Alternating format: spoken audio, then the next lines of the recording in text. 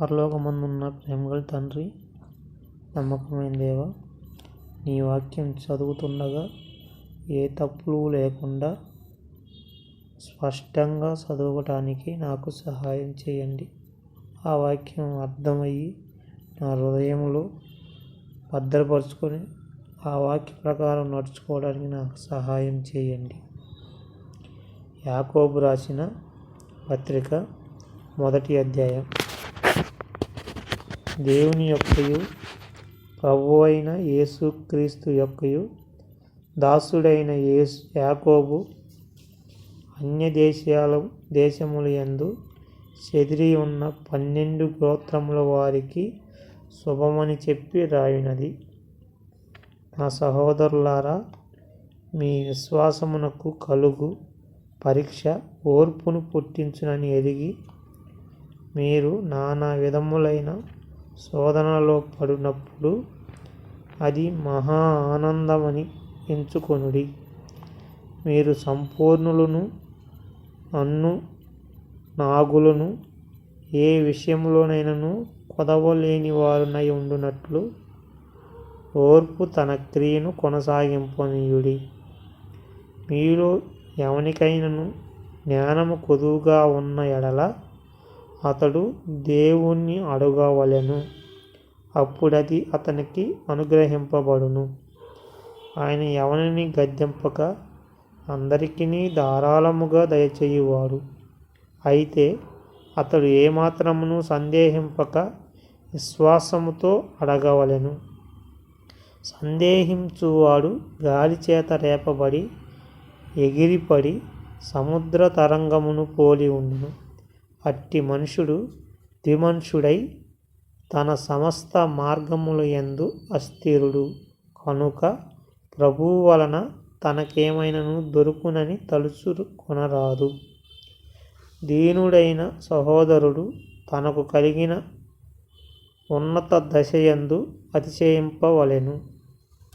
ధనవంతుడైన సహోదరుడు తనకు కలిగిన దీనదశయందు అతిశయింపవలెను. ఎలయనగా ఇతడు గడ్డి పువ్వు వలె గతించిపోవును.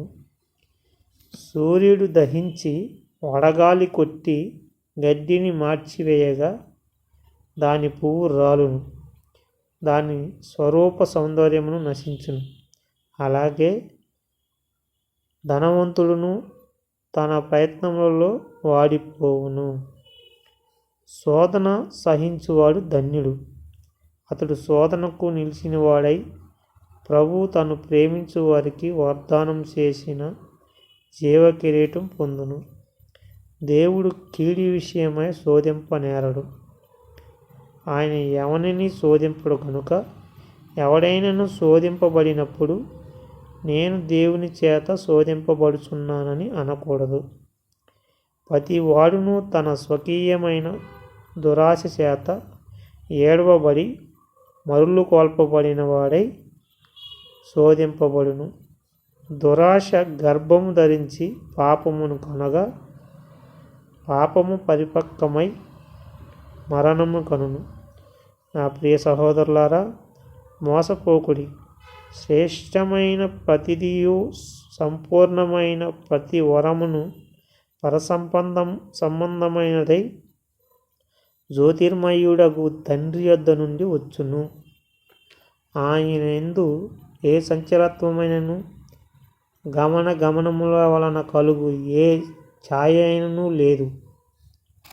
ఆయన తను సృష్టించిన వాటిలో మనము ప్రథమ ఫలముగా ఉండునట్లు సత్యవాక్యము వలన మనను తన సంకల్పము ప్రకారము కనెను. నా ప్రియ సహోదరులారా, మీరు ఈ సంగతి ఎరుగుదురు గనుక ప్రతి మానవుడు వినుటకు పడువాడును, మాట్లాడుటకు నిదానించువాడును, కోపించుటకు నిదానించువాడునై ఉండవలెను.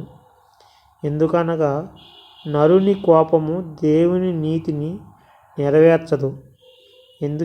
అందుచేత సమస్త కల్మషమును ఎర్రవీగుచున్న దుష్టత్వమును మాని లోపల నాటబడి మీ ఆత్మలను రక్షించుటకు శక్తిగల వాక్యమును సాత్వికముతో అంగీకరించుడి.